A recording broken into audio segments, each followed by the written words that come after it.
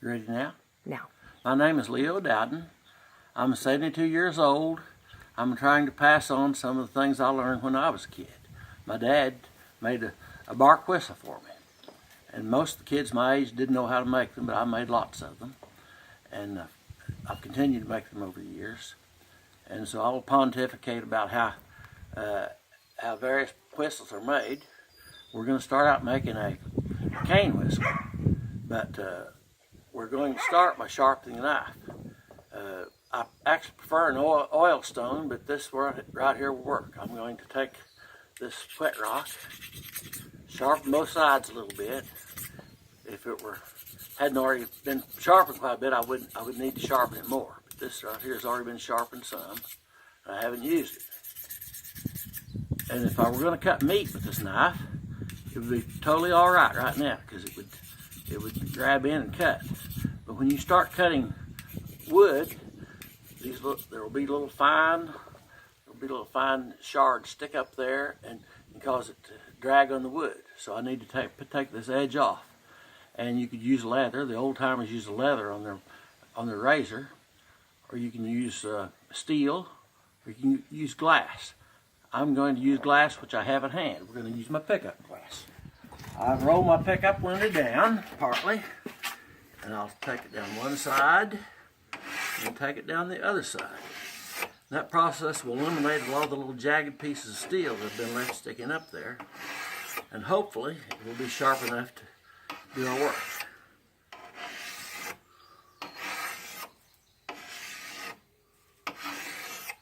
This is not a very well-known technique right here, but it's highly handy because you've always got a car window close by. And now I'm going to test it. Got a little hair in my hand here. I'll see if it'll cut. It cut a little bit. It's hard to see in that, but it did cut some. It could be sharper, but it's good enough for our purposes today. We need to get started. Okay. We're going to continue with our first whistle we're going to try to make is a cane whistle. This is called river cane. This cane has been cut several days. It was cut down in Ozark County. And we don't grow any of that around here. I'd like to get some started down the creek to have to work with. There's wonderful things you can do with this.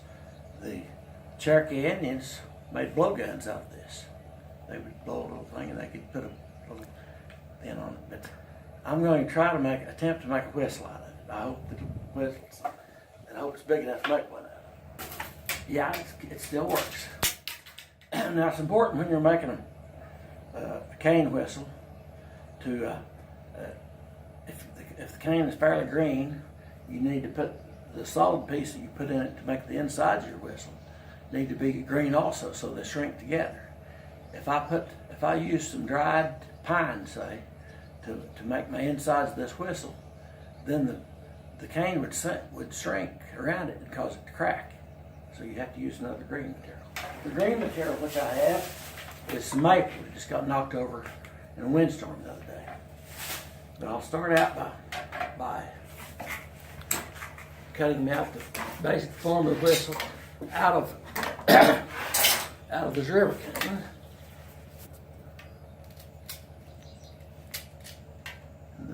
Knife seems to be sharp enough to do the job so far. Now we have some domestic bamboo out here, which I've tried to make it out of, but it splits awfully easy. This cane is much better.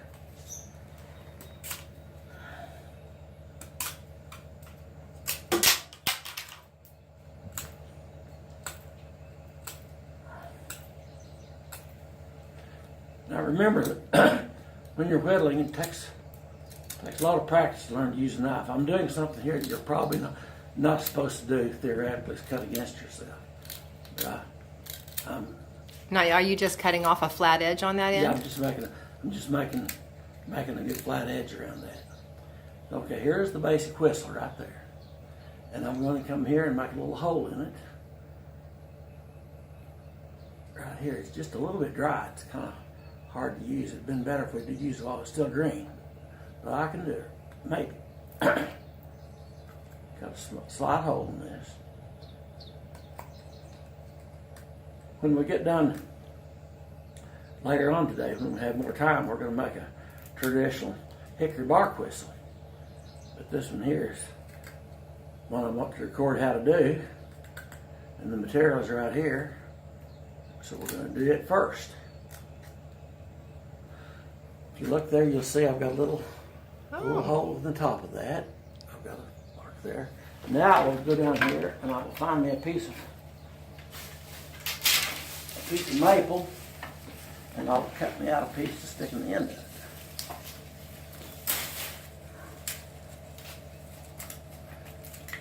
There's any number of trees you can use to make the inside with, but it needs to be something that's fairly strong and fairly easy to whittle on. This maple works pretty good.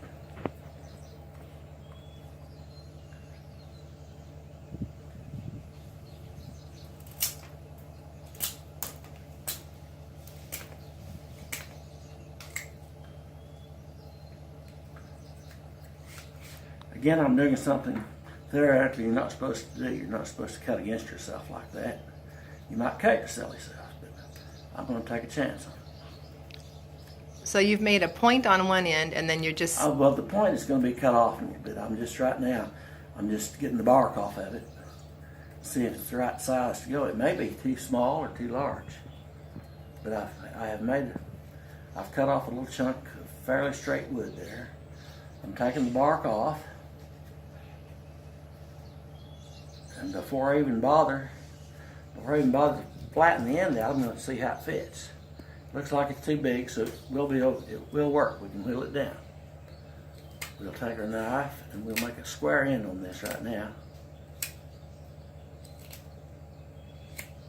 I'm making a square end with our knife. Again, we're not following accepted rules of safe whittling here. We're cutting toward ourselves.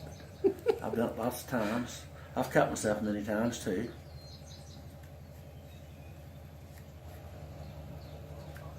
And this looks fairly easy, but I've watched other people try to do it that are not accomplished whittlers, and it hurts me to watch them. But when I was a kid, everybody whittled. They weren't making anything a lot of times. They would just sit around with a knife and just make big sticks out of little sticks. Or little sticks out of big sticks. Little sticks out of big sticks. Sorry. Now you're holding your thumb on the knife blade to help control it, or help steady it. Steady the knife blade. Yeah. I'm just taking a few thin slivers off at a time until I get it down to the diameter that I want. But when I was younger, say out the Lynchburg store, there was an old guy there named Oscar Bourne. He sat on the porch and whittled all day long. He used cedar mostly. Usually he didn't whittle out anything in particular. Mainly he would just make a kind of interesting designs. The store, the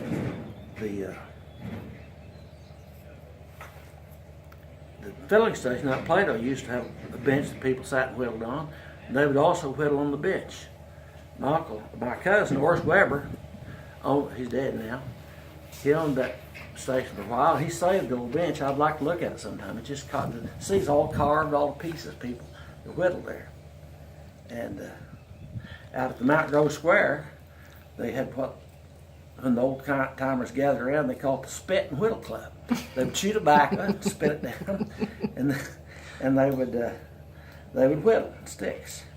And a few of them would make interesting designs and stuff. There was actually people that do things like make a wooden chain. But most people didn't try to make anything. They were just whittling, just kind of something they did. Now I whittled this out around so it would barely fit this hole. Now I've cut a little groove to stick down in there, and so I can blow through it if it fits. Sometimes I get it right, sometimes I don't. Right now I've got one that just barely fits in. Sticks pretty good. Now then, if this inside piece would happen to shrink more than the outside piece and it gets loose, then you would have to get some super glue and put it in there and put it back. But for right now it will stay. Hopefully this cane will shrink around the stick and stay tight the rest of its life. Now you only push that stick in to a certain point at that hole? I push the stick in just a little past this opening. The opening is square on one side and comes down that way. I push that in like that, and then I will cut this part here off Try not to move my stick any when I cut it. I'll cut fairly roughly at first, and then I'll put the finishing touches after I get it cut too.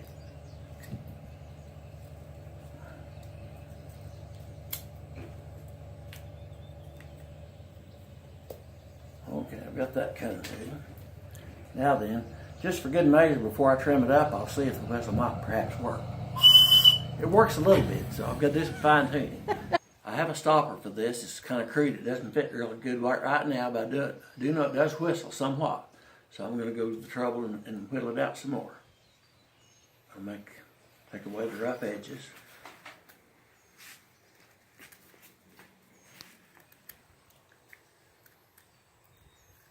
There's a fine line between having too sharp a knife and not sharp enough. If this is too sharp, it would cut my finger when I do that. But it's just moderately sharp. My finger's awful tough too. I'm a very tough person. Now then, I've got that whittled out that way. Then I'll very carefully cut across here. I don't want to split that. I've got it done pretty fine there.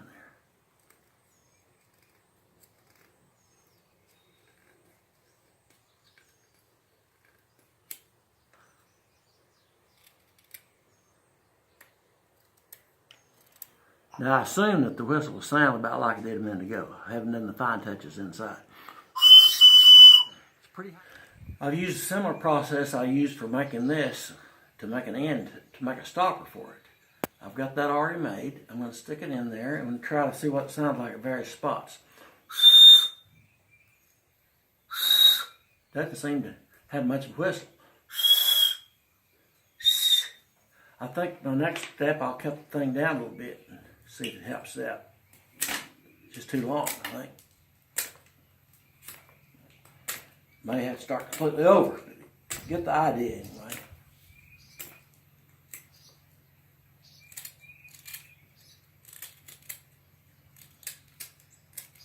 Now I cut that down considerably so the chamber is not as large as it was. It's still that sounded pretty good, that second one. Oh, that's not very loud. It bothers me. I couldn't make one louder than that. It's getting better. Mm-hmm. Go farther up. Ooh. Oh my gosh. So you make different tones. But it's not a very good one. I've made them so loud it hurt your ears. That's about the best right there. Mm-hmm. We could stop it there at that point, or we could just keep where you could adjust it to mess with it. Mm-hmm. There's no use stopping that one. But I could see how far it is, just for experimental purposes. I'm going to see how far that was the best.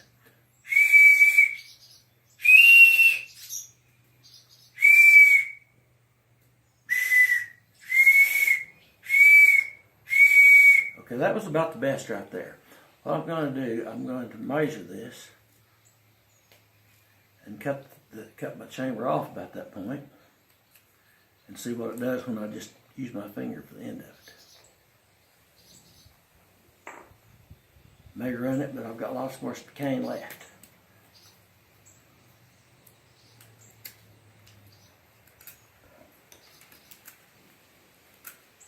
Cut this off. If we have to make a trip to the emergency room for me to cut my hand, well, you can say I told you so. But it's worth it. It's worth it, yeah. But one time I put 3 whistles together and experimented till I had them all tied to the same mouthpiece. And I experimented until I had a good train whistle. And I gave it to my daughter Emily, who still has it someplace, I believe. So I have a pretty good train whistle. What a train whistle is, it's just 2 or 3 different whistles, or 4 or something, all going at the same time, and they make a kind of a harmonizing effect. Did you realize that? No, I didn't know that. You and I can do it. We whistle at the same time. See how it kind of harmonizes? Oh, yeah, it does.